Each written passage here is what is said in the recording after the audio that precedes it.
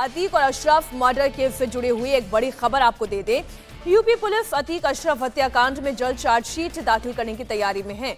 मई में आरोप पत्र दाखिल किया जा सकता है। चार्जशीट जल्द से जल्द दाखिल करने के लिए यूपी एसटीएफ तेजी से सबूत जुटा रही है ताकि सभी दोषियों को जल्द सजा दिलाई जा सके। हत्याकांड की जांच कर रही एसआईटी वैज्ञानिक दृष्टि से दोष साबित करने की कोशिश में लगी हुई है। मई में आरोप पत्र दाखिल किया जा सकता है। और अतीक के गैंग को लेकर एक और बड़ी जानकारी सामने आ रही है। माफिया डॉन अतीक के खतरनाक गुर्गों की पुलिस ने एक नई लिस्ट तैयार की है। इस लिस्ट की कॉपी इंडिया टीवी के पास से एक्सक्लूसिव तस्वीर आप देख रहे हैं। पुलिस की इस नई लिस्ट में 121 शूटर और उसके गुर्गों का नाम शामिल है जो अतीक के एक इशारे पर कुछ भी करने के लिए यानी कि जान देने के लिए भी लेने के लिए भी तैयार रहते थे। इन गुर्गों से अतीक मर्डर और वसूली जैसी वारदातें करवाता था। इस लिस्ट में अतीक और अशरफ के कई रिश्तेदारों के भी नाम शामिल हैं। अतीक के गैंग की इस लिस्ट के अलावा अतीक की फरार पत्नी शाइस्ता परवीन पर भी एक बड़ा खुलासा हुआ है। फरार होने के बाद की शाइस्ता की एक तस्वीर भी सामने आई है। उमेश पाल मर्डर केस में फरार गुड्डू मुस्लिम की नई लोकेशन का भी खुलासा हुआ है और इन नए खुलासों के बीच निगाहें अतीक के दफ्तर में मिले खून की जांच पर टिकी हुई है। खून के धब्बे किसके हैं, इसकी जानकारी आज सामने आ जाएगी। जैसा कि अभी शोएब रजा हमारे संवाददाता बता रहे थे, अतीक के गैंग की लिस्ट की पहले बात कर लेते हैं। 121 नाम इसमें शामिल हैं। कई नाम तो वैसे हैं जो पहले भी आप सुन चुके होंगे। अतीक के रिश्तेदारों के भी नाम इसमें शामिल हैं। लिस्ट में शामिल जकी अहमद अतीक का साला है। कपिल देव त्रिपाठी अतीक का बहुत करीबी और वकील है। मोहम्मद राशिद अतीक का चचेरा भाई है तो जिशान नाम का गुर्गा अशरफ के साड़ू का भाई है। मोहम्मद नूर अशरफ का साला है तो इमरान नाम का गुर्गा अतीक का साड़ू है। इस लिस्ट में अतीक के शूटर अरमान का भी नाम शामिल है जो उमेश पाल मर्डर केस के बाद से फरार है। अतीक गैंग की इस सूची में अतीक का शूटर आबिद प्रधान का भी नाम शामिल है। कुल 121 नाम इस पूरे लिस्ट में डाले गए हैं।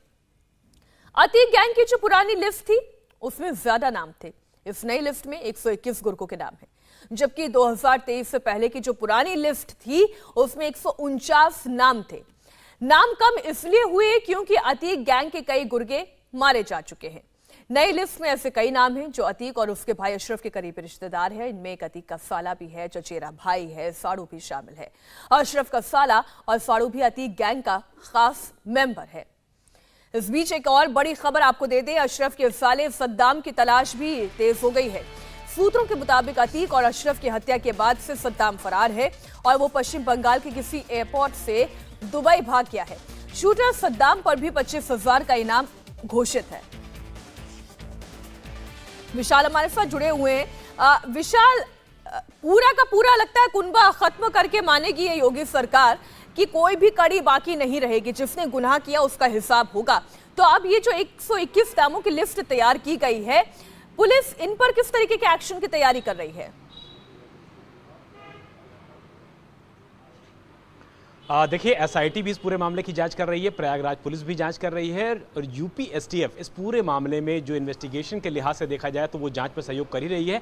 साथ ही गैंग लिस्ट जो सामने आई है, जिसकी तस्वीर इंडिया टीवी के दर्शक इस समय लगातार अपनी स्क्रीन पर देख रहे हैं, 121 नाम ऐसे हैं जिसके की बारे में जो जानकारी है वो एसटीएफ जुटा रही है। और साथ ही साथ इन लोगों ने किस किस शेल कंपनीज के जरिए कहाँ कहाँ इन्वेस्टमेंट कर रखा है, कहाँ अतीक के काले साम्राज्य का जो पैसा है उसको इन्वेस्टमेंट करा रखा है। मोहम्मद मुस्लिम का नाम लेना यहाँ पे मीनाक्षी बहुत ज्यादा जरूरी हो है, क्योंकि मोहम्मद मुस्लिम ने अपने आप को बाकायदा विक्टिम कार्ड साबित करने की कोशिश की थी। वो सोच रहा था कि जिस तरीके से अतीक का पैसा उसके पास लगा हुआ है वो असद की कुछ रिकॉर्डिंग्स को बाकायदा मीडिया में भेज देगा तो वो इस पूरे मामले में पीड़ित साबित होगा। लेकिन गैंग लिस्ट बताती है कि मोहम्मद मुस्लिम भी अतीक गैंग का वो गुर्गा है जो लगातार अतीक के साथ उसके काले साम्राज्य की पैसों को अपने रियल एस्टेट पे कारोबार में लगा रहा था और बाकायदा अतीक को पैसा वापस करता था। लेकिन अतीक और अशरफ की हत्या के बाद मोहम्मद मुस्लिम ने भी विक्टिम कार्ड खेलना शुरू किया। 100 करोड़ रुपए से ज्यादा की प्रॉपर्टी उसकी लखनऊ में है। और कहा यह भी जाता है कि अतीक अहमद का काला पैसा जितना था, अशरफ का जितना काला पैसा था, वो ज्यादातर लखनऊ के आप 100 करोड़ की प्रॉपर्टी की बात कर रहे हैं, कोई व्यापारी था क्या? इतनी प्रॉपर्टी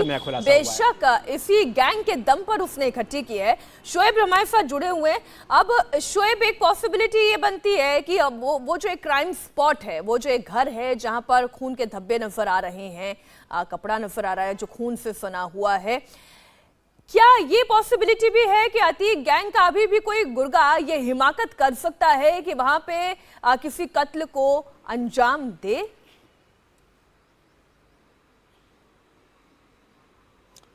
देखिए, कुछ भी हो सकता है, इससे तो इनकार नहीं किया जा सकता। लेकिन जिस तरह से मैंने बताया कि पुलिस हालांकि आसपास मौजूद रहती है, लेकिन रात के वक्त जब सन्नाटा होता है और पास में उस तरह के जो लोग हैं वो नहीं होते, सड़क जिस तरह से हमने दिखाई भी, ये जो सड़क है दो रास्तों को जोड़ती है, और रात में यहाँ पर सन्नाटा हो जाता है। तो जो भी हुआ रात के अंधेरे में हुआ, दिन के वक्त नहीं हुआ, ये सब जानते हैं। और जब कल यहाँ पर खून पाया गया, वो ऐसा नहीं था कि कई दिन पुराना खून हो, यानी कि वो ताज़ा जो निशान हैं खून के, वो ताज़ा लग रहे थे। इसीलिए कल फौरी तौर पर पुलिस यहाँ पर पहुँची और इसको लैब में भेजा गया है, ये पता लगाने के लिए कि क्या सच्चाई इसकी है, क्या किसी इंसान का ही खून है या कुछ और वजह है। इन तमाम चीज़ों की जांच अभी चल रही है।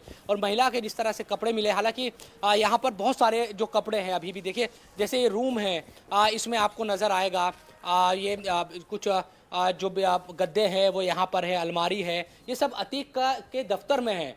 ये यहाँ नज़र आएंगे शूज़ है, महिला की जो जूतियाँ है देखो वो अभी भी पड़ी हुई है यहाँ पर।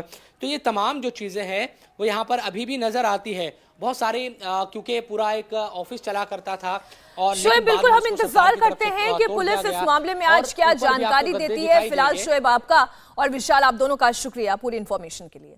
इंडिया टीवी हर वक्त हर जगह डाउनलोड करने के लिए सर्च करें India TV news Google play store या ऐप स्टोर पर।